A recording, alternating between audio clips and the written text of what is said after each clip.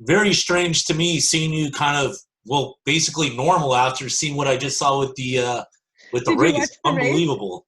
Yeah, I'm Sonia. What's your name? I'm Scott. Scott, it's great to meet you. Yeah, did you make it through the whole series? Absolutely. We binge watched it. It kind of Good. got us hooked. Oh, that's awesome. So you got to fill me in. So Yeah, obviously across the globe, so many people, especially everybody that's attached to Amazon, has the Prime and whatnot. Everybody got to yeah, watch this race, and I know it was definitely long after you actually already finished it that it got released. So yes. did you have to like do that whole vow of silence, or how to Yes, play? totally. Yeah, we raced the race in September. Actually, I mean, I've been watching the date click by because the race started September 10th, 2019. And so obviously like pre-COVID, pre-everything, and it's navigated the race by map and compass only. And so no electronics are allowed. And even our support people, they can't have phones. Nobody gets anything. They gave them like a flip phone. So we get done with the race and we have nothing, like not a photo, not in anything. And yeah, they basically said, you know, we have a gag order in the sense of they don't want anyone talking about like outcomes or crazy things that happen during the race. But then the other half of it is like some of us are still in the hospital, some of us are still like Yes. dealing with that kind of stuff. So there's this interplay between, just stay off social media, like don't do any interviews. But obviously we came home and like told our families and our close friends. So yeah, when the coverage started coming out a couple months ago and they released the teaser trailer, all of us were just like, hallelujah, because it was the first time we had seen Fiji. Wow, the Like, first time. it Wow. was the first time we had seen what we did from any view other than our eyes. So it wasn't one of those because I know the camera people like followed you guys in different Yeah. spots, but they never said, "Oh my God, you got to see this photo, you got to see this video." You really had to wait like everybody else. Yeah. Yeah. We Wow. we we have gotten, yeah, exactly, just what's been released publicly.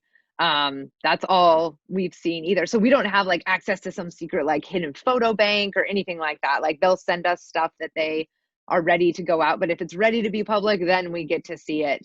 And I was, honestly so lucky that I got featured at, Mhm.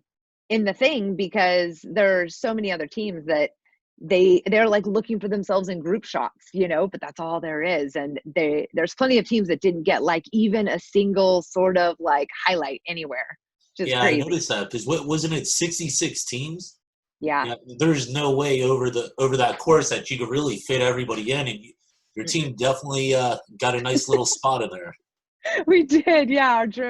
My story was, I definitely felt like the team at Amazon did an amazing job producing it, MGM, like being honest with my story and doing it like an honorable thing with it, and I feel like they did that with everybody. You could tell when they were there because we had a lot of engagement. We had a embedded cameraman. So 13 of the teams had these embedded cameramen who went on all the foot stuff, like all the trekking and climbing. And they would kind of show up with their driver on the mountain bike and sometimes get like some mountain bike footage too. And were there in the camps with us. They were like the guy that was assigned to Team Iron Cowboy to sort of capture our story. And so that was like, we didn't know that going into the race. We didn't know that until our Oh, embedded cameraman met up with us at the first trek on Ovalau on day one. And he was like introducing himself like, hey, I'm Chris. And we're like, oh, hi, Chris. He's like, yeah, I'm gonna, basically gonna be your BFF for the next 10 days. And luckily all the embeddeds were amazing, but that was really when I started to realize, okay, if you don't have an embedded cameraman, your story isn't getting filmed, your story isn't getting told. If you have an embedded cameraman, maybe your story's being filmed, maybe your story's being told, maybe it ends up on the editing room floor. I don't know. But yeah, Chris said all along, he's like, my whole goal in life and why I do this job is to tell people's stories, like authentically tell people's stories. And so it was just nice to see it wasn't any of that whole like trying to paint anybody as the villain or, and really the that's what I was wondering. Yeah. So nothing real got taken out of context. I mean, what you see is exactly what you got. yeah, And, yeah. and And Yep. And it's got to be even more endearing knowing that you got somebody that's actually going through the motions with you guys too. So Oh my gosh. So many times he was like, especially in the Vua Falls section, yeah. where we had a lot of climbing, it was really cold and we're slipping on rocks. He's slipping too. And I started a podcast called Tales of Toughness where I'm Hmm. interviewing contestants, racers, like my other fellow Yeah. racers to get like the kind of untold stories. And I interviewed Chris, our cameraman, whose story is like, obviously he's a storyteller, so his story doesn't ever get told. And he was saying, he's like, sometimes, we'd be going through something really crazy and you guys would help each other out, like get up over a boulder, da da da da da. And then I would just be left to figure it out all on my own. Like, he's like, every once in a while you kind of throw back a pole and be like, hey, Chris, like grab my pole. And, we just didn't know, like, do we help him? Like, we want to help him. Is he supposed to do it on his, like, the relationship is kind of unclear. Yeah. And he doesn't want to impact our race at all, so he's very, very independent as it is. But he said, yeah, sometimes a few times he was like, oh, thank God they gave me a pole and helped me out a little bit over that boulder, because he's got camera gear and all the gear to sustain himself and be completely unknown as to what we're doing, because he can't be like, hey guys, are we going to stop for the night? He just has to film and be like that ever-present sort of Wow. piece. So he has to deal with a lot of, not really knowing when he's going to be going, when he's going to be stopping, when he needs to be eating, the whole taking care of himself. Did you find yourself though knowing that the camera is on you so much that you wanted to cater to the camera, or it's just like your focus is on the task at hand because I mean it's quite a task. Yeah. I think, maybe going into it, you hope that you'll like show up as your best self. And then like 12 hours of the race goes by and you realize you can't fake it anymore because you're exhausted and tired. And, by one day into a race like this, you're already totally exhausted, totally tired, totally hungry. So you come to find out very quickly that you aren't going to be able to fake it for the camera, because you can't have that level of like togetherness and get one of these races done. So I think really quickly I threw out the concept of putting on a good face or anything for the camera, because it just isn't a reality when you're so hosed from what the race is doing to you. And that was when I just said to myself, you know what? I'm just going to be myself. I'm just going to be authentic. That's obviously very scary for someone who's had like some mental health struggles in the past, to kind of like be vulnerable and put myself out there knowing that it might be broadcast to a lot of people. And I just had to trust, like, I trust Amazon. I trust that if I'm authentic and vulnerable, then the story that they tell, like no matter how they swing it, I can be, I can be proud of having shown up authentically. And once I kind of switched that in my head, I was like, then it was just, I told Chris whatever he wanted to hear. If he asked me questions when we were trekking, he asked me like a lot of personal questions, and I just went for it and said, you know what, if I don't just put it all out there, like it's going to come off as inauthentic, and I don't want to be that. I would rather be known for being authentic and kind of crazy than I would think you got to inauthentic. be crazy to do what you guys are doing, anyways. It was so hard, but so rewarding. Oh, I And bet. being an endurance athlete, like I had this was like a once in a lifetime priceless opportunity. Like just the funds that got pumped into this experience because it has the backing of Amazon, and so it can be really done right, meant that not only could it be filmed right with like all the resources available, but Mhm. then they pumped all of that also into making sure the experience for us was like out of the park. So it was like the biggest and the best that they could put together for a race for us. And no race in the world for adventure racing has ever had that kind of backing before. So we felt really privileged because there's only, 330 of us racers, and just the sheer resources that were put into allowing every single one of us to have this amazing once in a lifetime experience. You're like, get over your sleep hallucinations, get over the fact that you're hungry and tired and that, your little toes falling off. Like, look at this opportunity. So it was hard not to have that feeling throughout the whole thing. And I'm guessing with that mentality, that's probably how you were able to push the guys over and over. I mean, freezing cold water. I was thinking people are gonna just drop, but People you did. kept pursuing, and you were smiling like the whole time. I I, know. I don't know if that was like kind of like the senile type thing taking effect, or it's just No. like the cold madness. Well, okay. I will say, like I live on the central coast of California and our water here is cold, Mhm. like we are low 50s and I swim in it quite a bit. So I don't have, I'm good with the cold. In fact, I kind of prefer the cold. The times in the race when I had my struggles, especially even in episode 2, what they show with me like melting down is heat related. I don't do super well in the heat. So when we got to the colder stuff, I was kind of like a pig in mud. Like I can handle cold water, I can handle cold temperatures. And then when we got in the swimming section, I was like, we're triathletes. We swim. Like we only know 3 sports. This sport requires 10 sports. We only know 3 really well, but swimming's one of them. So we're gonna swim. Like I was so excited about that. But then of course I got into the situation and we can't swim because we have all this gear on. Like it's one thing to put a swim cap and goggles on and be in your swimsuit and a wetsuit or something and go swimming, but we have backpacks, we're wearing our harnesses, we have like helmets on. When you're trying to swim, you can't. It was all a mess. And so at that point, just knowing like, hey, we're swimmers. If we can free this up, then we're going to get to like use one of our strengths, but we have to problem solve all of this other stuff. And that was kind of the mode I went into. And yeah, I just think because the cold wasn't getting me. And, when you start to get hypothermic, you do become like mentally compromised. Your body is in like fight or flight. It's trying to stay alive. It's trying to keep its core body temp up. And so it's not pumping like max blood flow to the brain. But me, I'm not in fight or flight. I'm really comfortable in cold water. And so my brain was like firing on all Which cylinders. And I probably think, helped the rest of the gang. yeah, I I think mean, so in when that you're in moment. that Yeah. playful nature and Yeah. like it kind of helps push you aside. It's almost like I could Yeah. only imagine if there was somebody that was like a singer in the group, like you had Ed Sheeran just going with you guys throughout the whole thing. Might have made the transition a little bit easier, maybe. I don't know. Totally. I would have taken Ed Sheeran. I would have carried Ed Sheeran for the whole Vua Falls Exits if He'd be I could your have had his backpack. voice. Yeah. Get on, Ed. Yeah, but How there were other moments where the tables were turned in that. And there's a scene in episode 6 where we're on the muddy section of the mountain bike.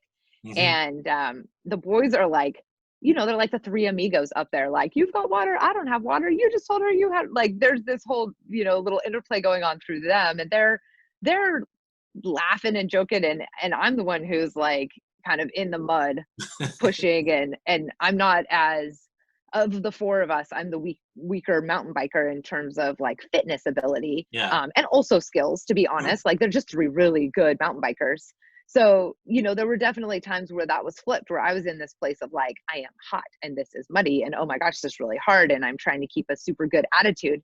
And the boys are up there like joking and doing that sort of thing. So there were times when in this kind of sport, there's times when people are high and times when people are low. And you just have to and times actually when everybody's low, which you saw with like Team Bend when they were lost, Mhm. like they were all low. Nobody was really picking up the team at that point. And then luckily, because they're such an experienced team with this, they know and have protocols to put in place when like everybody's low.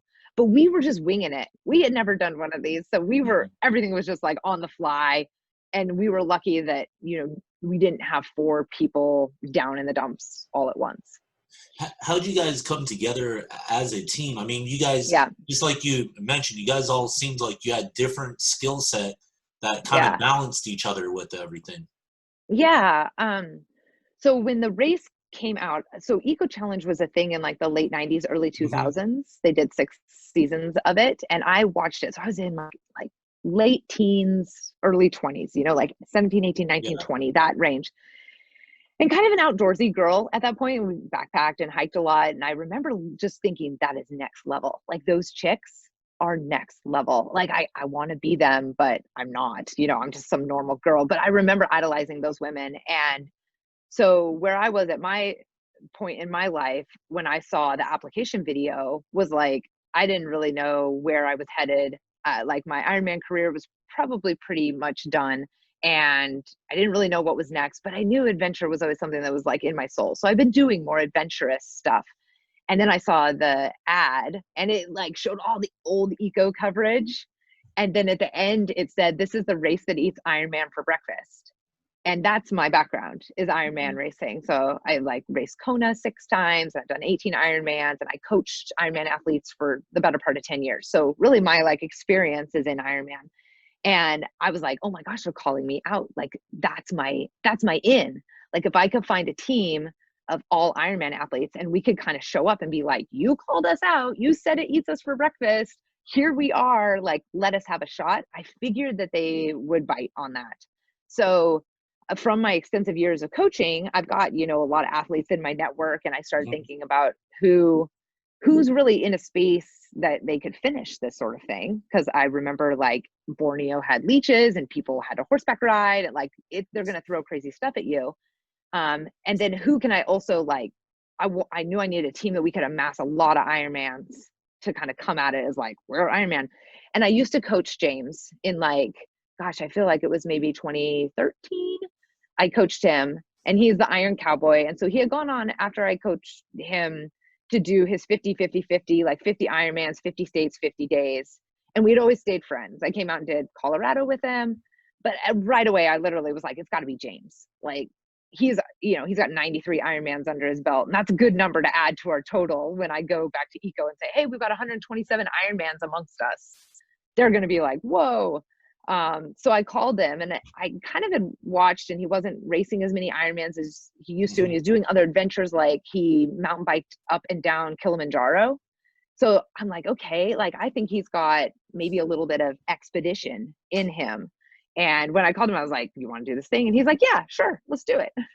Just on a whim like that. you should go watch the video, you know, like, so he watched the video and he's like, wow, that seems crazy. I don't know how to do any of that stuff, but okay. So he was in, and in his documentary, he has like 2 wingmen that help him out. They're very prolific Ironman athletes too. And so I was like, get the wingmen, because that threesome is already established. Yeah. So then it's just me coming into that. And so it ended up going down like that. And then one of the wingmen ended up not being able to race. So we had to replace him with another one of James's friends. And so that's how our team came together. It was just like, let's get this inexperienced Ironman team together. But yep. Was there like I don't know if you know, but like an exorbitant amount of applicants, like how they chose people?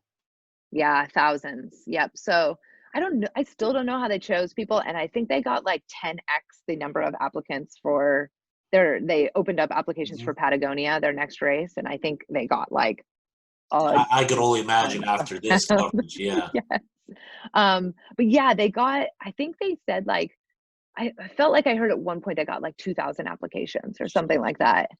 And they definitely were they wanted the best teams on the start line, because they wanted it to be stacked, the field to be stacked. So they definitely prioritized putting in, you know, at least like the top 30 teams in the world who had experience. And that's where you get the Team New Zealand and the Team Bend Racing and Team US Military. Like these are teams that they've got a pedigree. And then they looked for those stories that they wanted to tell and kind of bit on a ton of other teams that they thought could fill some of their narratives. So I think they did it. You know, we definitely were that. We were like the narrative team. Like, can they even finish this? And from all the, were you ever worried that you wouldn't be able to finish it, or you guys were so mentally strong that like you guys were going to keep going? Yeah, I mean, a little bit of both. We knew if it was up to us, we would finish. But as you can see in a race like this, adventure racing is all about how you handle the stuff that isn't up to you, like the disasters that come your way and how you move through those, because it's nothing goes right. Like pretty much everything goes somewhat a bit wrong. And sometimes that will take your team out, you know, and sometimes every team's ability to take on risk is different. So some teams are willing to get end stage hypothermia. Other teams aren't willing to risk like a concussion, you know, and every team has to kind of know where the line is for them. The top teams, like they risk concussion, they risk infection, and then they race on the edge of that risk. Like they take a lot of risks with their racing because they are willing to deal with the consequences. Whereas some of us back of the pack teams we're still figuring out like how risk tolerant we are. But luckily, I think because the guys I raced with are all kind of Ironman athletes and have been running around and pushing their bodies really hard for a long time, everyone was pretty committed to getting pretty wrecked and continuing on. And we did have, like, Sean had pretty advanced stage, like trench foot. And if we had had one more trek in the last leg of the race that was substantial, I'm not sure, you know, he was sort of barely even walking by the end of the race. So, and on antibiotics. So I don't know, like, if that one more jungle leg or something like that, we just wouldn't have been able to go on. You don't know. I tore a ligament in my knee at one point in the race, and, you know, it like was a mess and could barely walk on it, but I slept for 5 hours. We taped the crud out of it. And then, you know, we got back out there. So lots of, like, you know, you can definitely tear a ton of ligaments in your knee and be like, we're done. Or you can tear a ton of your ligaments and be like, okay, how do we get to the next checkpoint? And how do we get to the next checkpoint? And so you saw, like, all sorts of teams making those sorts of risk-based decisions out there too. And we were pretty committed to finishing. Yeah. Knowing what you know now, if you got approached to go and do the race again, how Yeah. would you kind of differentiate the way maybe you did it this last time? Yeah. Yeah, for sure. I mean, anytime you do this, like, N=1 situation, the debut, the first time, you learn infinite number of lessons. You know, for me, I came to the team, I created the team. I was like the communication with the race, which is a substantial commitment. Hmm. It's a lot of paperwork and back and forth. It's team captain is like also team secretary, and team secretary is a legit job. Um, I also took on the responsibility of being our only navigator.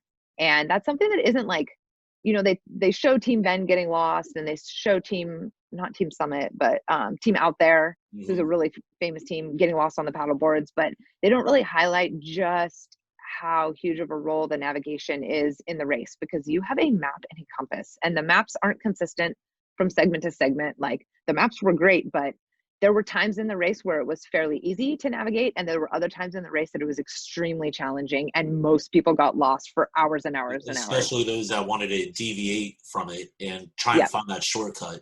and try and find a shortcut. But even when we were on the big lake, that they kind of like glossed through the lake situation, but this lake, the water level of it was way lower than our map.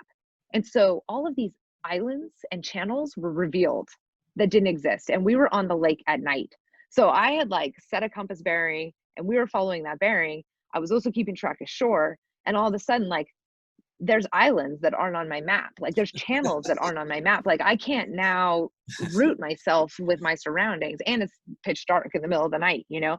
So you get off just a tiny hair here or there, and you have no sense of distance anymore, and you're lost. Like, I got super lost on that lake, and come to find out later, over half the teams were, like, super lost on that lake. And That's when you're eventually trying to bribe the cameraman.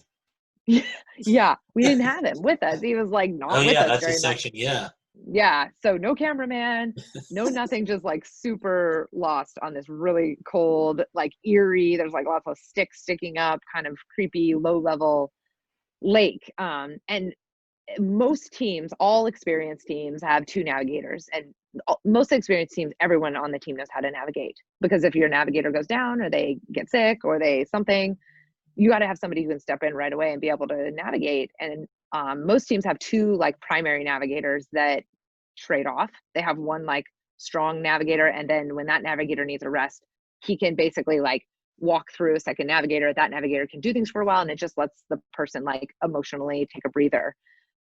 Because it is, what I can say, the best way I can describe it is a low level anxiety 24 hours a day, because you're constantly looking around going, am I where I think I am oh on yeah, the for map? sure. Am I where I think I am? And so every turn of the road, every bend of the river, you know, you're taking a compass bearing and being like, okay, this river just took a 40-degree turn to the right. I think I'm here on my map. Did my map take a 40-degree turn to the right? And that's happening for 10 days straight. So it was a huge hat to put on for the first time, to commit to that for 10 days. And that's a major lesson learned for me. Future teams, I gotta have some navigational help, and I've got to have other strong navigators on the team that can share that load, because it was a big ask to then also be like, oh, and take care of yourself. Oh, and have a good attitude. Oh, and some of those things, like eventually some of the balls just fell down. I couldn't keep everything in the air personally. And that never feels good. You want to be able to lean on your teammates and not have so much of the weight like just on you. So then, with that said, how do you really even prepare for that? Not just physically, but I mean mentally, knowing that the sleep deprivation, probably being cold. I mean, Yeah. the physical soreness. You're talking about ligament tears. I mean, Yeah. I don't know how could you even put yourself in that right mindset, even from the navigation standpoint. I'm guessing you never really had to do much of that. I mean, everybody's got GPS nowadays. They do, yeah. Luckily, I had learned Map and Compass in 2018. I took a course on ultralight backpacking because I was going to do the John Muir Trail with my 12-year-old daughter, which is like a 220-mile through hike here in California. And it's on a trail, but we were getting into like being ultralight in our backpacking instead of Okay. carrying like everything. So I'd taken this class from this guy, Andrew, and I was just interested in the ultralight backpacking portion, but he's like, hey, I teach everybody Map and Compass. So I'm like, oh, okay, like I'll learn, you're teaching it, I'm learning it. I learned Map and Compass on that trip in 2018, and I totally dug it. Like I have this thing with like skills that girls don't usually know. like like bike maintenance. Like I want to learn bike maintenance because girls don't learn bike maintenance. And so I want to be the girl that knows it. And that's how Map and Compass was. Like we don't teach our girls to do Map and Compass. A lot of Boy Scouts teach boys, or the military, which is primarily male, teaches men how to navigate by Map and Compass. And that's where all the navigators in these races are coming from. They're coming from people who learn Map and Compass. So where's the lady navigators? Like they just aren't out there. Um, so yeah, when I learned Map and Compass through that, I was like, dude, this is a really awesome skill. And it's not a gender based skill. Like it's literally just messing around in the woods and learning the basics and then getting out there and trying and having fun and messing up and figuring it out. Like it's not a gender based thing. So in 2018, I did that. And then when I got into the race, so I had been really interested in Map and Compass, and then we did the backpacking trip, and I taught my daughter Map and Compass because again, we don't teach girls. So I'm like, okay, I'm gonna make sure Annie. So the whole John Muir Trail, Annie and I like had our map and our compasses, and we were always like pointing out all the peaks and using Map and Compass to navigate, even though it was a trail. We were like just doing the action of practicing. And then we got into the race, and I went back to Alaska with Andrew, the ultralight guy, and we did 7 days in Gates of the Arctic National Park, which has no trails. You have to fly a bush plane into it. And it is like rugged, gnarly, bushwhacking, like tussock fields, craziness. And we did like a 90-mile trip that was 7 days and strung together all these passes. And it was all navigated by Map and Compass, and it was all off trail travel. And so that was like 7 days of just Map and Compass all day, every day. But I had Andrew that I could like shadow the whole time. So those were like the experiences that I had going into the race. I was not a novice navigator in that I didn't have any experience. I just didn't have it in like a race setting. And I had always been really in control of the maps and had a lot of time to study the maps before going. But this was like, here's your maps, go. So there was some of those navigating things that I had to do on the fly. But I would say, looking back, like navigation is a strong suit for me. Like I'm a good navigator. I have a good sense of direction, and my skills are strong, but I just need more experience in a race setting.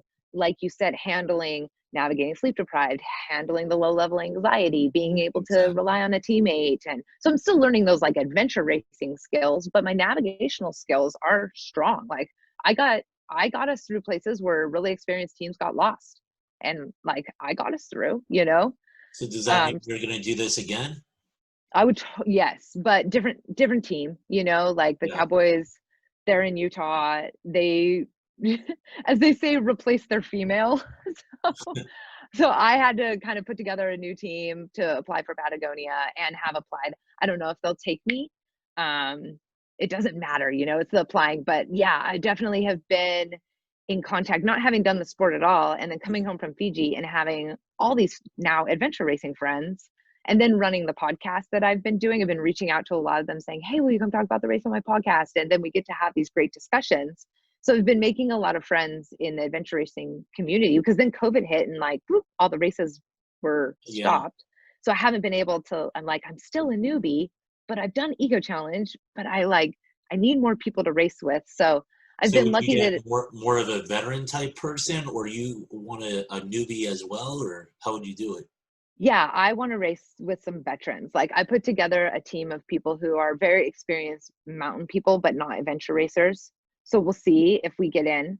And then I've been approached by a few teams who are experienced, that would like to sort of like scoop me in, from seeing the coverage and saying, she's going to make a great adventure racer. So I've had some really nice conversations with people who are generous enough to say, hey, Sonja, like, you have the skills from what we saw of you out there, and we want to help you make sure you get team members that can support the growth of those skills and stuff. So I hope as the years go by, I'll be able to move more into the sport and race on lots of different teams, because I think that's how you learn. So you're not slowing down. I don't know. I don't think I ever have. I mean, if it lights me up, I'm Yeah. gonna do it. That's how I operate. I gotta imagine though, because of doing these type of races though, that a lot of the like kind of daily type activities that people do got to be kind of watered down to you. You're like, that's not really that big of a deal. Like, you guys jumped off of a cliff, whatever. Oh, I like that. That sounds fun. Yeah, I don't know. I don't think that's true. I think I'm a lover of life.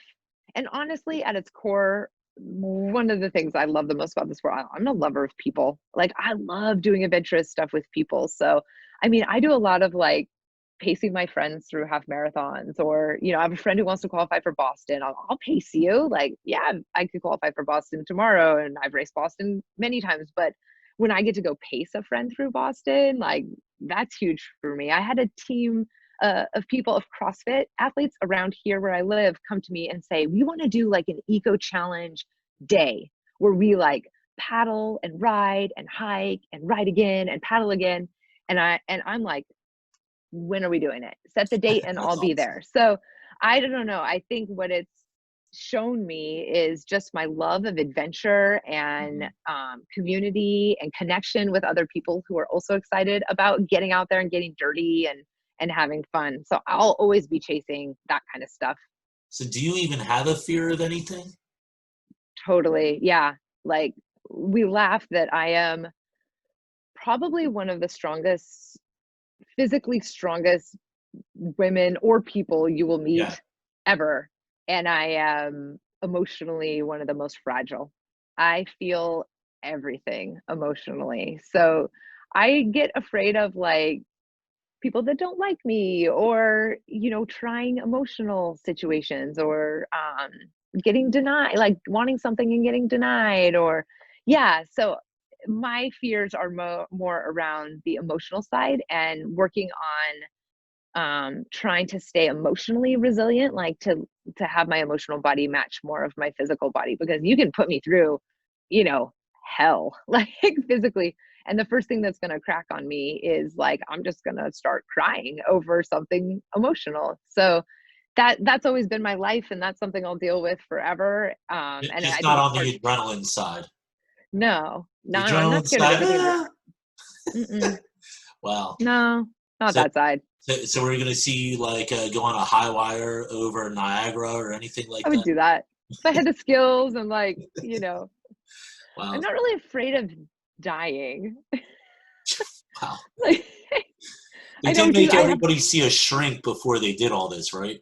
I did not. No, but I think probably a few have had to after. One of the other team captains for a Team Nika, he and I made friends with each other before the race on Instagram, and we both joked that afterwards we were going to have to start like a team captain group therapy.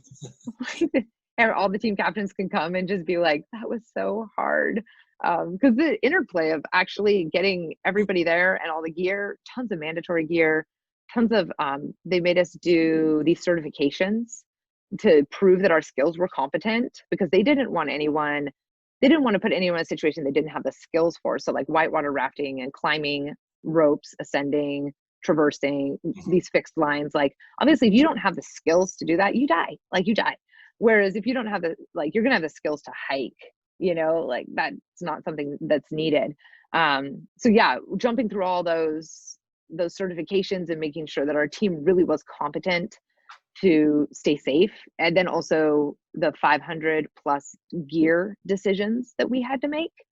And every gear decision, what water bottles are you going to take? What backpacks are you going to take? What shoes? What helmets? What everything? It's a million gear decisions that had to be made. It was a deal. And the experienced teams, they've all made those decisions, and they have friends that'll sign off on their certifications because they already have the skills. So there was, for us newer teams, we had to put in a lot of work to make it to the start line. Wow. Well, just kind of wrapping it up, I mean, just hearing the stories, it's just such an unbelievable thing. I feel like anybody would just idolize essentially what you did, because let's face it, a lot of us are not going to do what you've done. We enjoy watching it, but actually doing it might be another thing. I mean, like my wife, as we're watching it, she's like, "Oh, I want to do that." I'm like, "So you'd go in the cold water?" No. You would rappel down that, like, what? No. Oh. Yeah, I was like, "Aren't you afraid of sharks? You're gonna go on the path." Yeah. Like, so what exactly would you do? So I mean, like, just seeing you guys did all of that, and it sounds like no fear, ready to go bounce back and do it all over again. Yeah. And I mean, I would say to people, like, we all were in our element, definitely pushing our boundaries, and that's universal. Like, find your element, push your boundaries. Allow yourself to get to a place where you might have a deep, dark cry because this is really hard and you don't know if you can do it. Getting to that place for whatever it is for you. For some people, it's art. I talked to a lady recently who, like, she's living in Nashville trying to make her singing career. That is her eco challenge. Like, we all have that thing that we know would test us and push us to our boundaries. Sometimes it's physical, but other times it's creative. And I would just say, I hope that we could be an inspiration to people, to just remind them that, you might get scraped up. Yeah, you might cry, on TV. You might need a therapist after, but it's still worth it to push your own personal boundary wherever that's coming up for you. Awesome. Well, hey, I really, really appreciate the time. I mean, I'm ready to go. I feel like I better start working out right now. I mean, the brunt of my stuff is maybe doing like a Spartan race or something like that. Tough Mudder. Right? But Spartans are hard. Yeah, but I've done you know what? I just want to finish. I'm not worried about the time. Me too sometimes. Hey, well, again, thank you so much for the time. By all means, fill us in anytime something's coming up. We're excited to see the next step and hopefully see you in the next race. Thank you. Thanks for having me. It was great to talk today. Absolutely. Take care. Bye-bye. All right. Bye.